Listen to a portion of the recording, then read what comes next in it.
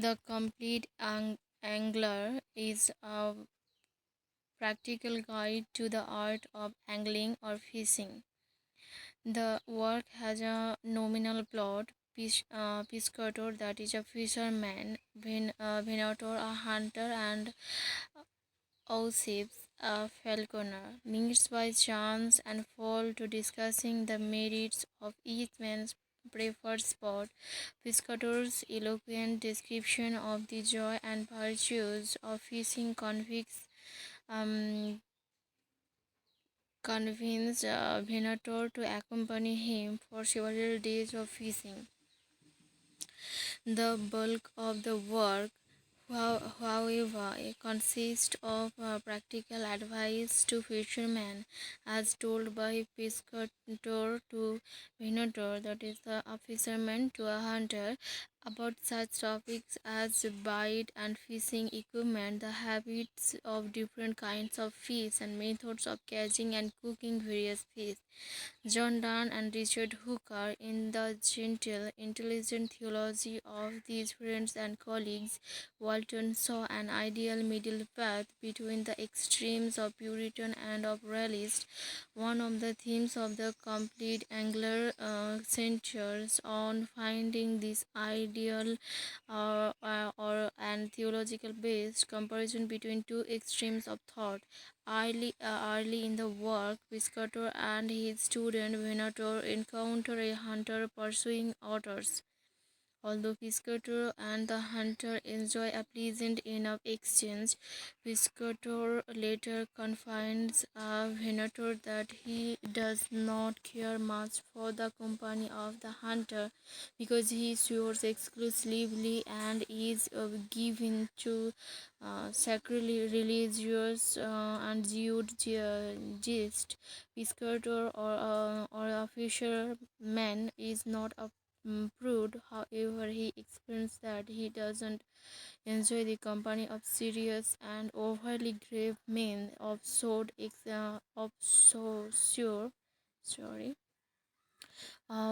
sorry complexion and anxious care any more than he enjoys the company of the foul-mouthed hunter. Piscator described the qualities of the type of the company he prefers: learned and humble, valiant and inoffensive, virtuous and communicable. So this is the quality that Piscator want to refer, so the fisherman want to refer. Walton's belief in the middle way is not confined simply to question of personality. However, it encompasses a wider theological view. Piscator expounds at length on the relative virtues of the two traditional paths of religious life, the active and the contemplative. Piscator ultimately argues for a higher media or middle way, that reconciliation and contemplation. What better an emblem of the Via Media, he argues, than the art of angling, time spent peacefully enjoying nature but still accomplishing something worthwhile. Walton embraces a naturalistic theology that finds God through contemplation of his creation. Walton's praise of the countryside and of country life is often couched in religious terms.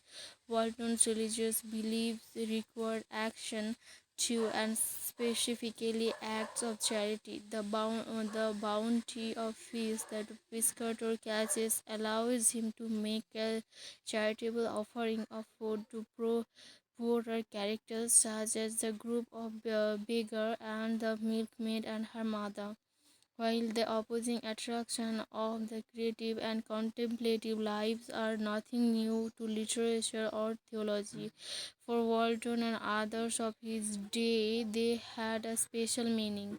With the tensions inherent in the religious and political extremes of the English Civil War and Restoration eras, many prominent men chose to retire from public life to a life of selections in the country rather than take sides of the Puritans or Royalists. While Walton's religious views seem to incline him to reject worldliness and involvement in political affairs, his active social conscience made him actually aware that running from the pressing issues of the day was socially and politically irresponsible. Walton's appeal to Anglican can thus be seen as a wider social and political analogy for the importance of reconciling quiet and Eustatius retirement for with productive, benevolent activity. The art of fishing has another religious significance for Piscator and Walton. One of Piscator's lecture or two Venators describes the many fishermen in the Old Testament. Walton, through the voice of Piscator, makes the New Testament parallels clear. Most of the apostles, after all, were fishermen, whom Christ proposed to make fishers of men. The brother that Piscator meets at the inn, that is in the unclear whether Walton uses the term brother in its genealogic sense or in the wider sense of belonging to what he calls the brotherhood of the angle, is named Peter. So if we remove the bracket, the line is the brother that Piscator meets at the inn is named Peter. Walton's themes are not purely religious, however, he also expresses very definite political views. For example, the social class of Piscator and Venator is deliberately left undefined. It seems clear that they are neither very rich nor very poor. However, they are definitely not snobbish or class conscious. When they meet the lonely milkmaid and their mother, Piscator and Venator do not talk her down to them or treat them as inferior. Instead, they jovially offer the trade of fish for songs and milk. It is interesting to note Walton's choice for songs for the milkmaid and her mother. The milkmaid sings Christopher Marlowe's The Passionate Shepherds to his love. Come live with me and be my love. A romantic verse about idealistic pastoral love. Her mother replies by singing Sir Walter Rahe's The Nymphs reply to the shepherds. If all the worlds and love were young. Once again, Walton contrasts opposing views, this time extreme romanticism and cynicism about love, suggesting that extreme view can tell only part of the story. Piscator's story of his meeting with the gypsies and beggars is illustrative of his political view. Piscator describes how the gypsies got into an argument over how to divide a sum of money. Likewise, the beggars argued over the answer to a riddle about whether it was easier to rip or to unrip a cloak. In each case, the dispute was resolved peacefully and diplomatically by the government of each group. Instead of looking down on these traditional outcasts as inferiors, Piscator seems to admire the democracy of their way of life, using the favorable terms Commonwealth government and cooperation to describe their social organization. In Piscator's other encounters with men who may be his social superiors, equals, or inferiors, that is, the hunter, innkeeper, brother, and friend, all are treated with exactly the same courtesy and frankness.